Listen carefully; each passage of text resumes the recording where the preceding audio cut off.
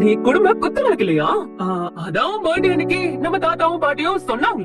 அப்படிதானே சொன்னாங்க. இப்ப எதுக்கு நீ தேவையில்லாம பேசிட்டு இருக்க? ஆமல, அதுவும் சரிதான். நான் ஏன் தேவையில்லாததெல்லாம் பேசணும்? தேவையானதே பேசிடுவோம். ஓ, விஜய்க்கு விஷயத்த சொல்ல போறேன். என்ன ஓயாம உனக்கு ரிமைண்ட் பண்ணிக்கிட்டே இருக்கணுமா? அதான் நான் சொல்றேன்னு சொல்லிட்டேன்ல. இப்படி போட்டு டார்ச்சர் பண்ணிட்டே இருந்தா எப்படி? நீ சொல்லிட்டா சொன்னதை செஞ்சிருவேன் நம்பி நான் வாய மூடிட்டு இருக்கணுமா? நீ இப்படி எதுக்காக வேலை செய்யற மாதிரி இப்படி எல்லாம் டைம் பாஸ் பண்ணிட்டு இருக்கேன்னு எனக்கு தெரியாதுன்னு நினைச்சியா? வெண்ணிலா விஷயத்த விஜய் கிட்ட மறைச்சிட்டு இருக்கிறதுனால உன்னால விஜயா ஃபேஸ் பண்ண முடியல. அதுக்காக எப்படி எல்லாம் அவர் அவாய்ட் பண்ண முடியுமோ அப்படி எல்லாம் அவாய்ட் பண்ணிட்டு இருக்க தானே? தெரியாண்டி இன்னும் எத்தனை நாளைக்கு இதே மாதிரி இருக்க முடியும்னு நினைக்கிறேன். இன்னைக்கு லீவ் போட்டுட்டு வீட்லயே ரூம்குள்ளேயே இருந்துட்டு இப்ப விஜய் வந்த உடனே ரூம்குள்ள போகவே யோசிச்சுக்கிட்டு நிக்கிறேன். ரொம்ப நேரம் இருந்துட்டு வந்த போல என்ன ஏதுன்னு கொஸ்டின் பண்ணாங்களா?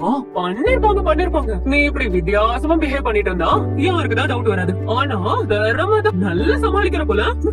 போற ஸ்பீட் எல்லாம் ஓகே தான். இதே ஸ்பீட்ல போய் விஷயத்த சொல்லிடு. அதான் அது மட்டும் முடியாதுல. சொல்லிட்டாதான் அடுத்த செகண்ட் விஜய் வெண்ணிலா தேடி ஓடிடுவாரு.